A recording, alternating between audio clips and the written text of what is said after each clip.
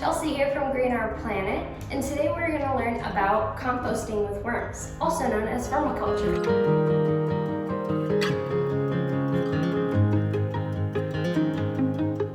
Did you guys know that 30% of our garbage is actually made up from food scraps and paper products? Today I'm going to teach you guys how to compost at home so we can help reduce that number. Composting is the way that we can take plant-based products and turn them back into soil by using natural conditions instead of taking them to the landfill and our trash cans. So today we're going to use our worms, but you can do the same exact process at home without the worms using a bin or a pallet system that you could maybe create on your own. You could also purchase a system like I have here that we got off Amazon. Now this system has 3 bins that all are used to collect our worm castings, our food scraps, and our compost tea. Stay tuned and we're going to learn all about those things. All right, let me introduce you to my little friends.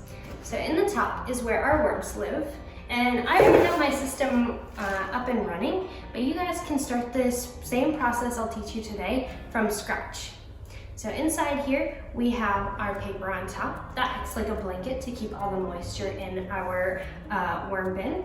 We also have our leftover food. So I have some banana peels in here, some lettuce, and I'm looking for our little worm friends. So these worms are called red wigglers. They are the best type of worms to use for worm composting because they actually prefer to live in a compost bin instead of out in the natural soil or in plain soil. Now, like I was saying earlier, our bin here is actually 3 systems. So it has our top bin.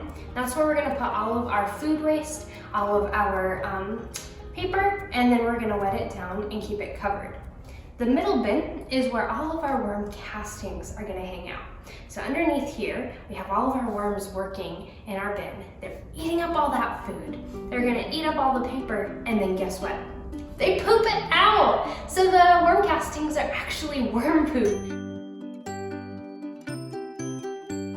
Some things that we want to add to our compost would be plant-based products. So when I say plant-based, I mean something that came from the soil and is going to return to the soil. So good things to add would be any fruits and veggies you might have in your kitchen. I have some eggshells in here. You want to make sure to crush them up and make them nice and small. So you don't want those big pieces in our compost. The worms won't actually eat the eggshells. It just acts as a sifter for them. Helps add some consistency to our soil. Now, as the worms are grinding up and eating all of our food and making those castings, we want to make sure that we give them some brown material too. So your compost is going to be a balance of green and brown material.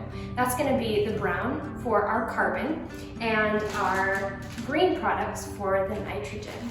Now, our nitrogen and carbon are going to work together and produce the decomposition process. And that is where our plants are going to get really hot, our worms are going to be working, and then everything is going to get broken down into little pieces, ultimately ending in our soil for the garden. That worm compost, or our castings, is going to be rich in vitamins and minerals for our garden. It's going to have magnesium and phosphorus, the nitrates, and it acts as a balancer for our soil. So you might have heard of pH, and the pH is how acidic or basic our soil is. The worms are going to create that casting, which is like a buffer, and it helps make sure that the plants can absorb all those minerals they need, even if the soil is too high in pH or too low in pH.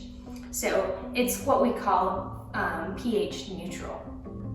Today we're going to add some ground up veggies and fruit that I had in my fridge. And the worms actually like it, the smaller the better, but you can completely add the bigger chunks if you would like.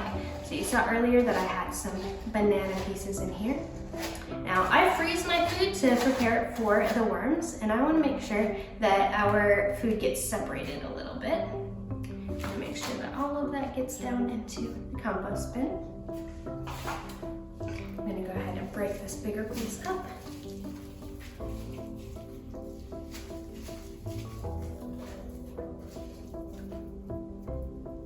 And then I'm going to clean my hands with a paper towel. and I'm going to shred it into smaller pieces. Now, the reason we don't want big old pieces in here is because it's easier for the worms to eat if it's already shredded up. You could add an entire newspaper on the top if you'd like. It adds that blanket-like idea so that it helps hold the moisture into our compost bin. And moisture is really important for our compost because they need to make sure that they stay nice and wet all the time. And this is just the local advertisement to the grocery store. You can also add those toilet paper rolls, like I said. We want just a nice little layer on the top to cover up all that food that we put in. Because worms actually like the dark. They don't like the sunlight at all. So we're going to make sure that our paper covers the top. And the last step we're going to do is spray it down. So you just want to get the paper a little bit damp. We don't want it to be dripping wet. We don't want it to be dry either. So that looks really good. And then we're going to go ahead and put the top back on. Now, like I was saying before, we have our food in the top, and in the middle is our castings. So let me go ahead and show you what those castings look like. Here I have some nice worm castings filled with our worms. You can see them still in here. And they're going to be continuing to break down that food even though it's on the second layer. Our worm castings is that pH buffer like I was saying, and you can add this directly to your soil. This is what we call an organic fertilizer. It's probably one of the best foods that you can give to your garden. Now this stuff you can just take out and add it directly. Now remember, those worms are going to be in there, so you're going to want to take those out before you put the worm castings into your garden. Otherwise, you'll have to feed your worms out in your garden beds. Now we've been talking about things that we can put in our compost bins. We haven't really talked about things we can't put into the bin. Now things that you don't want to put into our worm bin are things that they can't eat or process. So we don't want to put any plastics, any metal, or any meat products. Worms are herbivores, which means they only eat plants. So we don't want to put any of our meat, chicken, the egg yolks. We only want to grind up those egg shells, not leave them in their whole. We're going to grind up those eggshells because they don't actually eat them. We don't want to put any weeds in our compost because they could have our seeds that would start more weeds in our garden. We don't want more work.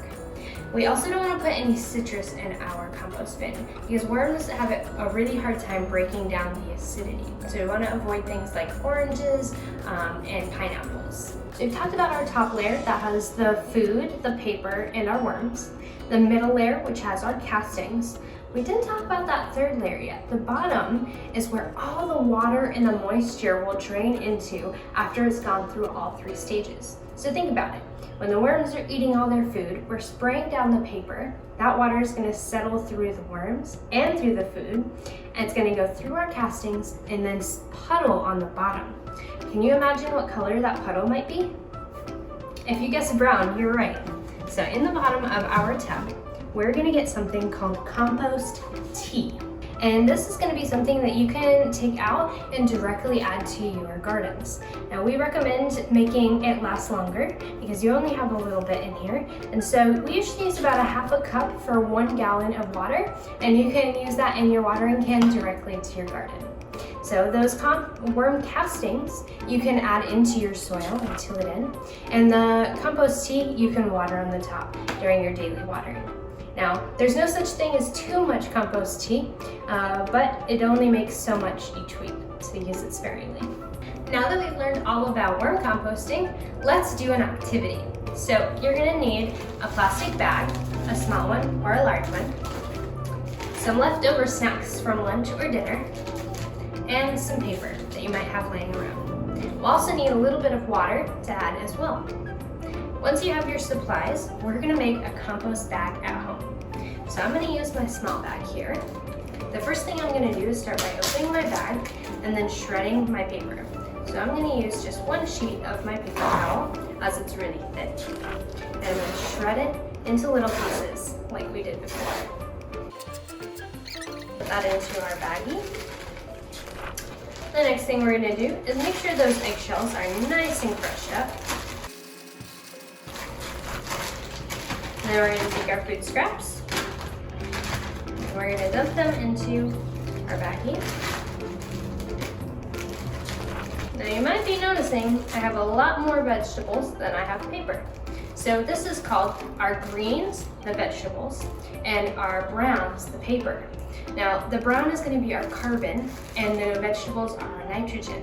If you have too much nitrogen in your baggie, you're going to create methane gas, which is going to be the stinky odor you might have smelled by going near your trash or your dump.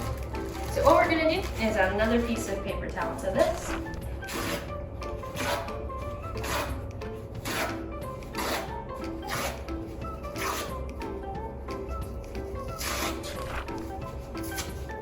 The same process happens in your composting bin. If you have too much water, your worms are going to drown. If you have too much vegetables, it's going to smell. And if you have too much paper, nothing's going to happen. So now that we have equal parts paper and equal parts veggie, we're going to take our water and spray it on there.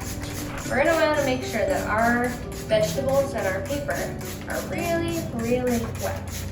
If you don't have a spray bottle, you want to start adding water a little bit at a time.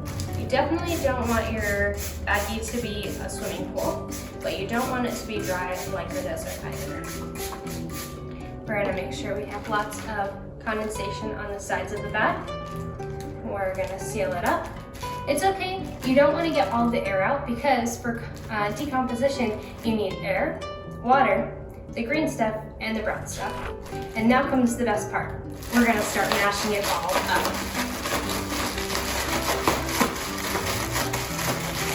Be careful not to poke a hole in your bag. Now my bag looks a little bit dry, so I'm going to add a little bit more water. And I also notice that it's still looking a little bit dry. So I'm going to add a little bit more water. And there you have your compost in a bag. Now the composting process takes somewhere between 3 months and 2 years, depending on what you're composting. Our things like carrots or hard vegetables are gonna take a lot longer than our soft vegetables like bananas or mushed up veggies or the ground up veggies from my blender. With the worms, it's gonna speed up that process by about twice the time. So it depends on what kind of composting you'd like to do.